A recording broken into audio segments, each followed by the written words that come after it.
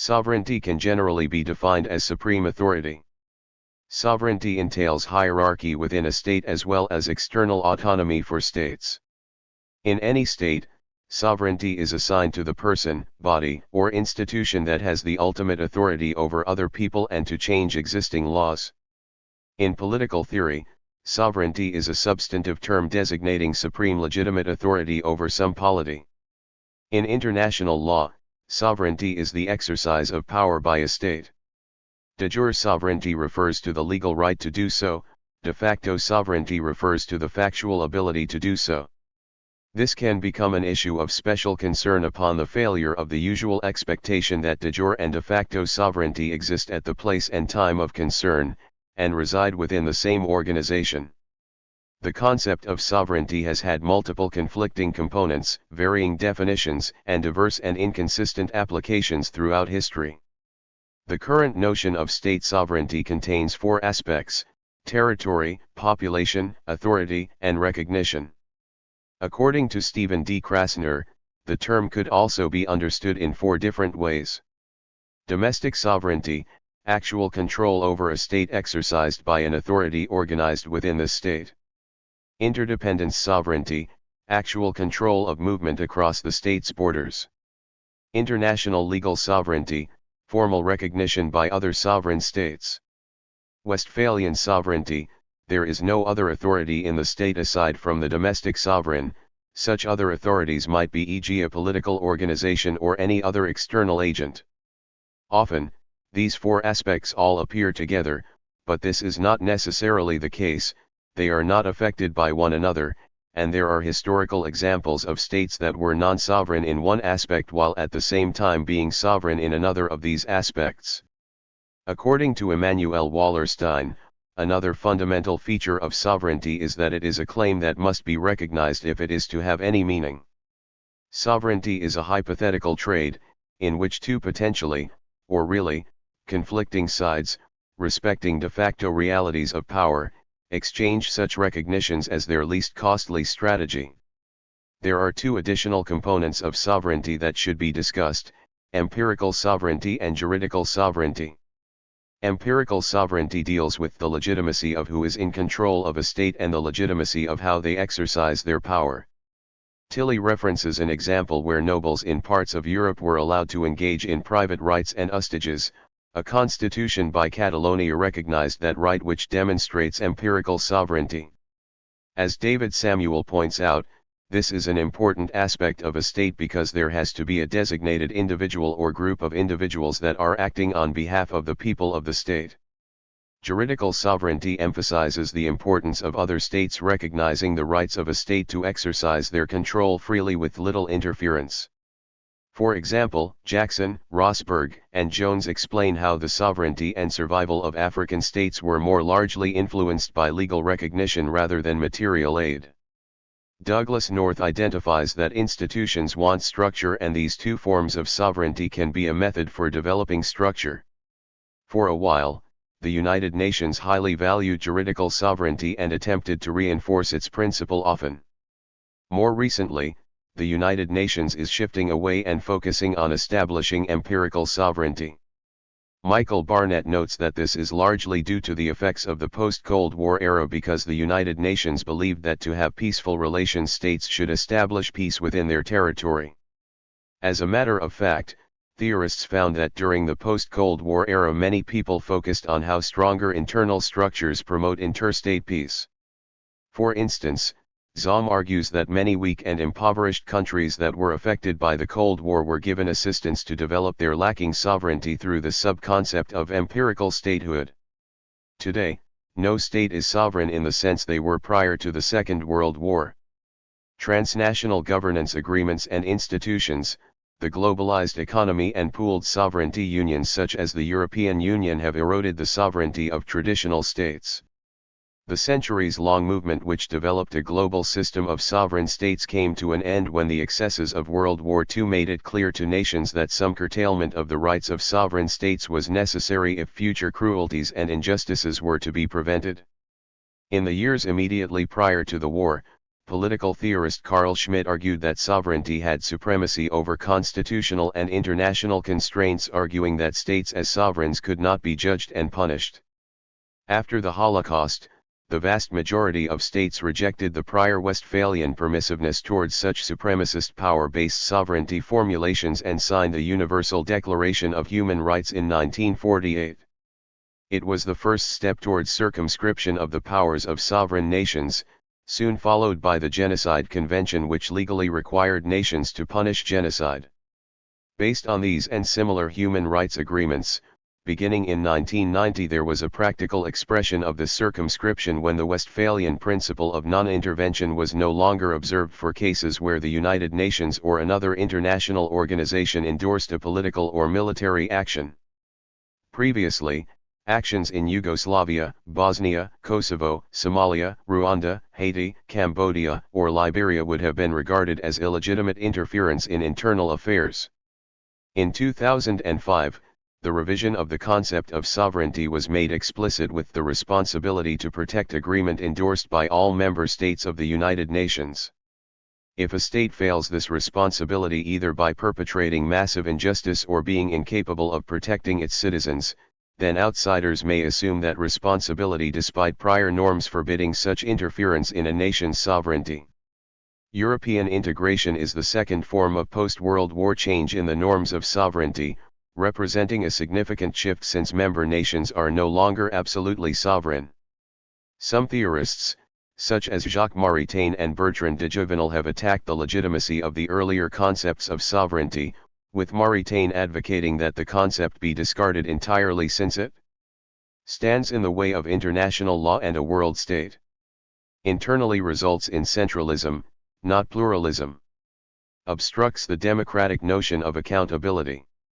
Efforts to curtail absolute sovereignty have met with substantial resistance by sovereigntist movements in multiple countries who seek to take back control from such transnational governance groups and agreements, restoring the world to pre-World War II norms of sovereignty.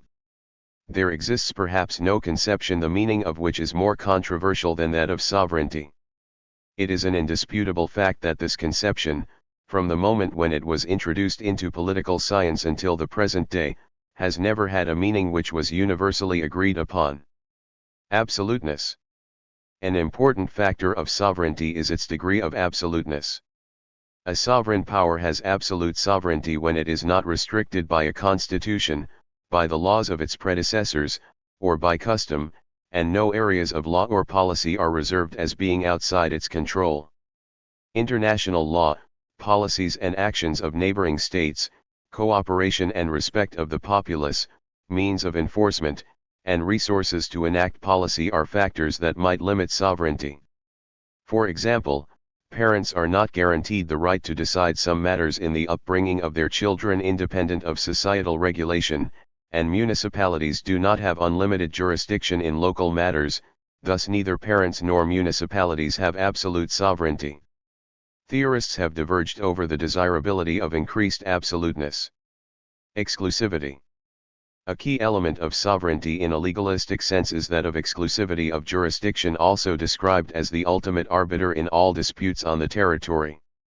Specifically, the degree to which decisions made by a sovereign entity might be contradicted by another authority.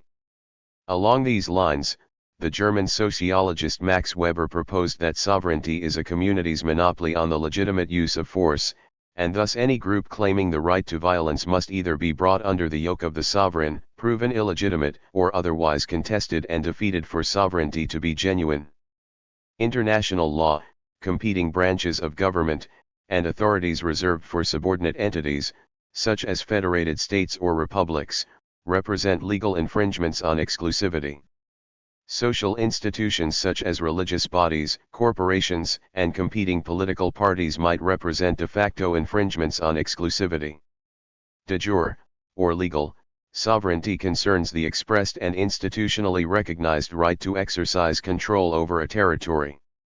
De facto sovereignty means sovereignty exists in practice, irrespective of anything legally accepted as such, usually in writing.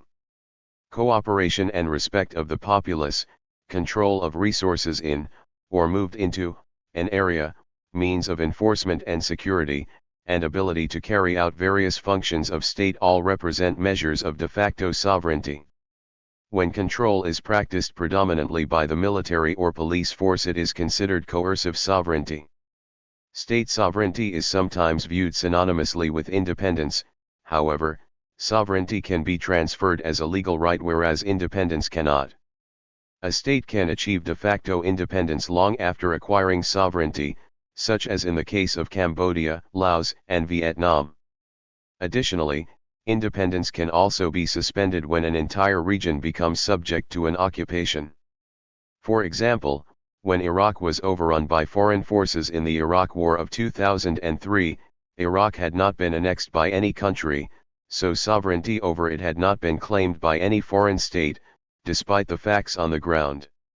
Alternatively, independence can be lost completely when sovereignty itself becomes the subject of dispute.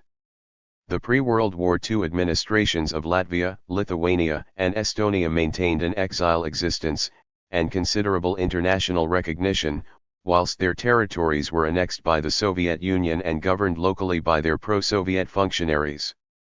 When in 1991 Latvia, Lithuania, and Estonia reenacted independence, it was done so on the basis of continuity directly from the pre-Soviet republics.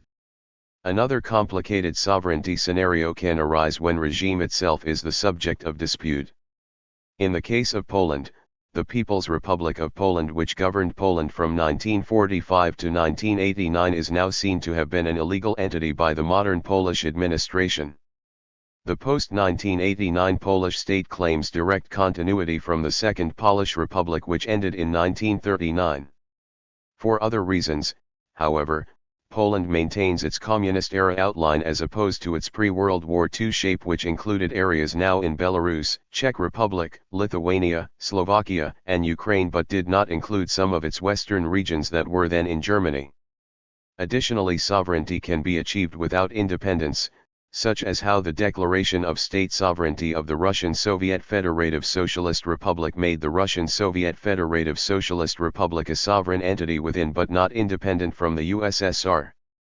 At the opposite end of the scale, there is no dispute regarding the self-governance of certain self-proclaimed states such as the Republic of Kosovo or Somaliland, since their governments neither answer to a bigger state nor is their governance subjected to supervision. The sovereignty, i.e. legal right to govern, however, is disputed in both cases, as the first entity is claimed by Serbia and the second by Somalia. Internal sovereignty is the relationship between sovereign power and the political community. A central concern is legitimacy. By what right does a government exercise authority? Claims of legitimacy might refer to the divine right of kings, or to a social contract, i.e. popular sovereignty.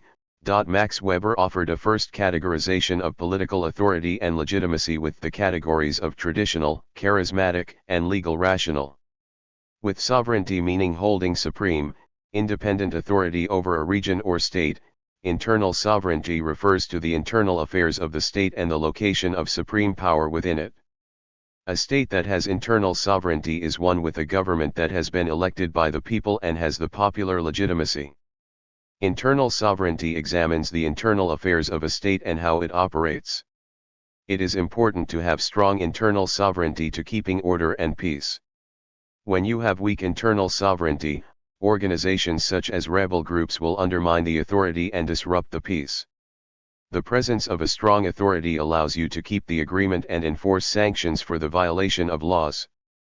The ability for leadership to prevent these violations is a key variable in determining internal sovereignty. The lack of internal sovereignty can cause war in one of two ways: first, undermining the value of agreement by allowing costly violations, and second, requiring such large subsidies for implementation that they render war cheaper than peace. Leadership needs to be able to promise members, especially those like armies, police forces, or paramilitaries, will abide by agreements. The presence of strong internal sovereignty allows a state to deter opposition groups in exchange for bargaining. While the operations and affairs within a state are relative to the level of sovereignty within that state, there is still an argument over who should hold the authority in a sovereign state. This argument between who should hold the authority within a sovereign state is called the traditional doctrine of public sovereignty. This discussion is between an internal sovereign or an authority of public sovereignty. An internal sovereign is a political body that possesses ultimate, final, and independent authority, one whose decisions are binding upon all citizens, groups, and institutions in society. Early thinkers believed sovereignty should be vested in the hands of a single person, a monarch.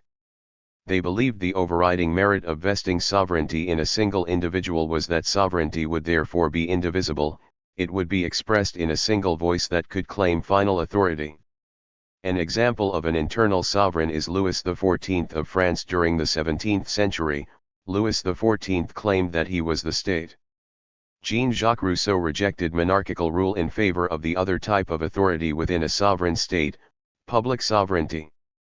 Public sovereignty is the belief that ultimate authority is vested in the people themselves, expressed in the idea of the general will. This means that the power is elected and supported by its members, the authority has a central goal of the good of the people in mind. The idea of public sovereignty has often been the basis for modern democratic theory.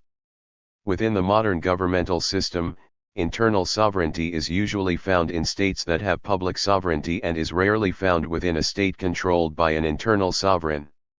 A form of government that is a little different from both is the UK Parliament system. John Austin argued that sovereignty in the UK was vested neither in the Crown nor in the people but in the Queen in Parliament. This is the origin of the doctrine of parliamentary sovereignty and is usually seen as the fundamental principle of the British Constitution. With these principles of parliamentary sovereignty, majority control can gain access to unlimited constitutional authority, creating what has been called elective dictatorship or modern autocracy. Public sovereignty in modern governments is a lot more common with examples like the US, Canada, Australia and India where the government is divided into different levels. External sovereignty concerns the relationship between sovereign power and other states. For example, the United Kingdom uses the following criterion when deciding under what conditions other states recognize a political entity as having sovereignty over some territory. Sovereignty. A government which exercises de facto administrative control over a country and is not subordinate to any other government in that country or a foreign sovereign state. External sovereignty is connected with questions of international law, such as when, if ever, is intervention by one country into another's territory permissible? Following the 30 Years' War, a European religious conflict that embroiled much of the continent, the Peace of Westphalia in 1648 established the notion of territorial sovereignty as a norm of non-interference in the affairs of other states, so-called Westphalian sovereignty, even though the treaty itself reaffirmed the multiple levels of the sovereignty of the Holy Roman Empire. This resulted as a natural extension of the older principle of quis regio, eius religio, whose realm, his religion, leaving the Roman Catholic Church with little ability to interfere with the internal affairs of many European states. It is a myth, however, that the treaties of Westphalia created a new European order of equal sovereign states. In international law, sovereignty means that a government possesses full control over affairs within a territorial or geographical area or limit. Determining whether a specific entity is sovereign is not an exact science, but often a matter of diplomatic dispute. There is usually an expectation that both de jure and de facto sovereignty rest in the same organization at the place and time of concern. Foreign governments use varied criteria and political considerations when deciding whether or not to recognize the sovereignty of a state over a territory. Membership in the United Nations requires that the admission of any such state to membership in the United Nations will be affected by a decision of the General Assembly upon the recommendation of the Security Council.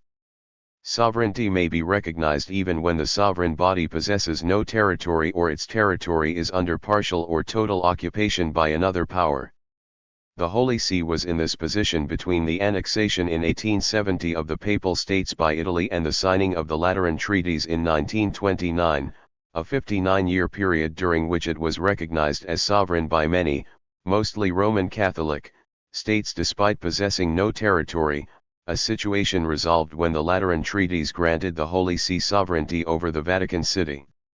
Another case, sui generis, is the sovereign military order of Malta, the third sovereign entity inside Italian territory, after San Marino and the Vatican City State, and the second inside the Italian capital, since in 1869 the Palazzo di Malta and the Villa Malta receive extraterritorial rights, in this way becoming the only sovereign territorial possessions of the modern order, which is the last existing heir to one of several once militarily significant, Crusader states of sovereign military orders.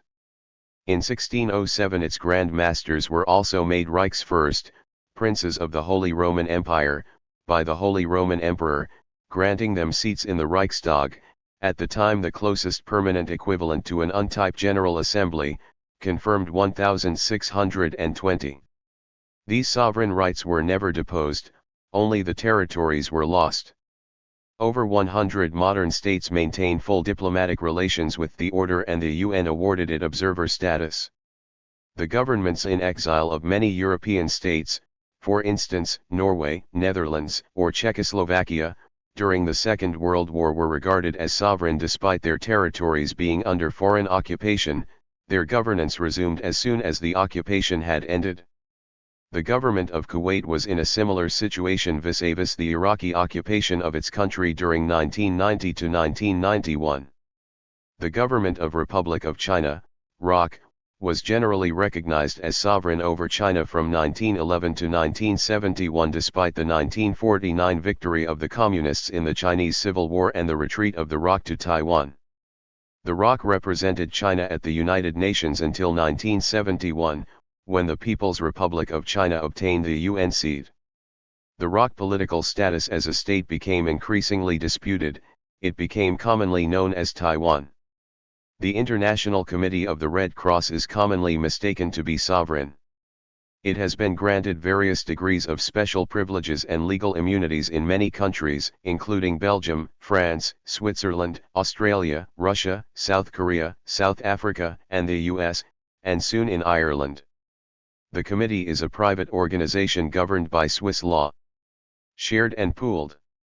Just as the office of head of state can be vested jointly in several persons within a state, the sovereign jurisdiction over a single political territory can be shared jointly by two or more consenting powers, notably in the form of a condominium.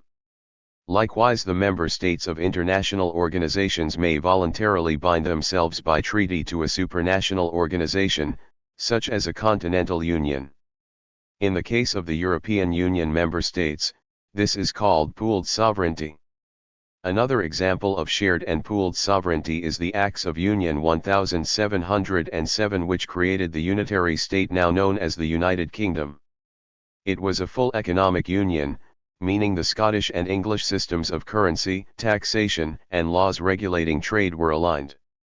Nonetheless, Scotland and England never fully surrendered or pooled all of their governance sovereignty. They retained many of their previous national institutional features and characteristics, particularly relating to their legal, religious, and educational systems.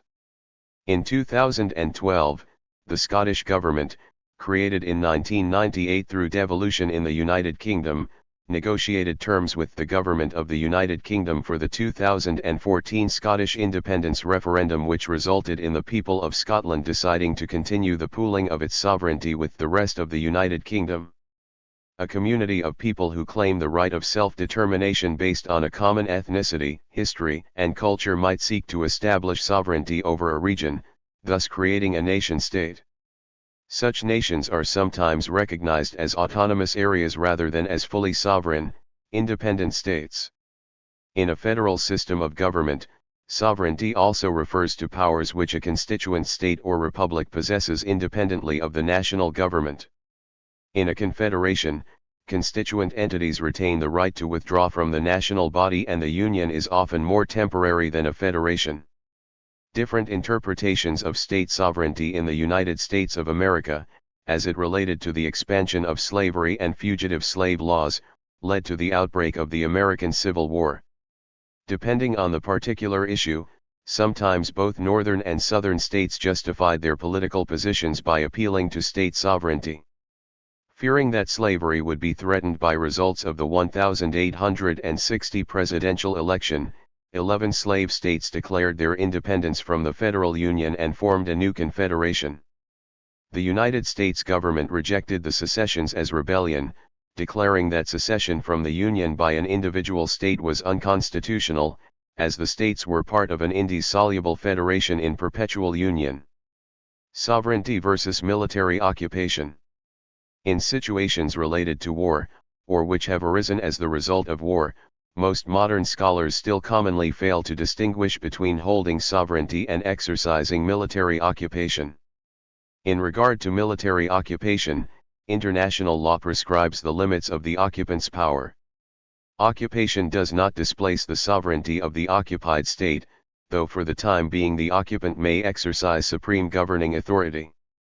Nor does occupation affect any annexation or incorporation of the occupied territory into the territory or political structure of the occupant, and the occupant's constitution and laws do not extend of their own force to the occupied territory. To a large extent, the original academic foundation for the concept of military occupation arose from On the Law of War and Peace, 1625, by Hugo Grotius, and The Law of Nations, 1758, by Emmerich de Vattel. Binding international rules regarding the conduct of military occupation were more carefully codified in the 1907 Hague Convention, and accompanying Hague regulations. In 1946, the Nuremberg International Military Tribunal stated with regard to the Hague Convention on Land Warfare of 1907, the rules of land warfare expressed in the convention undoubtedly represented an advance over existing international law at the time of their adoption, but by 1939 these rules were recognized by all civilized nations and were regarded as being declaratory of the laws and customs of war. A number of modes for acquisition of sovereignty are presently or have historically been recognized in international law as lawful methods by which a state may acquire sovereignty over external territory. The classification of these modes originally derived from Roman property law and from the 15th and 16th century with the development of international law. The modes are: cession is the transfer of territory from one state to another, usually by means of treaty. Occupation is the acquisition of territory that belongs to no state, or terra nullius. Prescription is the effective control of territory of another acquiescing state. Operations of nature is the acquisition of territory through natural processes like river accretion or volcanism. Creation is the process by which new land is claimed from the sea, such as in the Netherlands. Adjudication and conquest. There exist vastly differing views on the moral basis of sovereignty. A fundamental polarity is between theories which assert that sovereignty is vested directly in the sovereigns by divine or natural right, and theories which assert it originates from the people. In the latter case there is a further division into those which assert that the people effectively transfer their sovereignty to the sovereign, Hobbes, and those which assert that the people retain their sovereignty, Rousseau. During the brief period of absolute monarchies in Europe, the divine right of kings was an important competing justification for the exercise of sovereignty. The mandate of heaven had similar implications in China for the justification of the emperor's rule, though it was largely replaced with discussions of Western-style sovereignty by the late 19th century. A republic is a form of government in which the people, or some significant portion of them, retain sovereignty over the government and where offices of state are not granted through heritage. A common modern definition of a republic is a government having a head of state who is not a monarch. Democracy is based on the concept of popular sovereignty. In a direct democracy, the public plays an active role in shaping and deciding policy. Representative democracy permits a transfer of the exercise of sovereignty from the people to a legislative body or an executive, or to some combination of the legislature, executive, and judiciary. Many representative democracies provide limited direct democracy through referendum, initiative, and recall. Parliamentary sovereignty refers to a representative democracy where the parliament is ultimately sovereign, rather than the executive power or the judiciary. Views. Classical liberals such as John Stuart Mill consider every individual as sovereign. Realists view sovereignty as being untouchable and as guaranteed to legitimate nation-states. Rationalists see sovereignty similarly to realists. However, rationalism states that the sovereignty of a nation-state may be violated in extreme circumstances, such as human rights abuses. Internationalists believe that sovereignty is outdated and an unnecessary obstacle to achieving peace, in line with their belief in a global community. In the light of the abuse of power by sovereign states such as Hitler's Germany or Stalin's Soviet Union, they argue that human beings are not necessarily protected by the state whose citizens they are, and that the respect for state sovereignty on which the UN Charter is founded is an obstacle to humanitarian intervention. Anarchists and some libertarians deny the sovereignty of states and governments. Anarchists often argue for a specific individual kind of sovereignty, such as the anarch as a sovereign individual.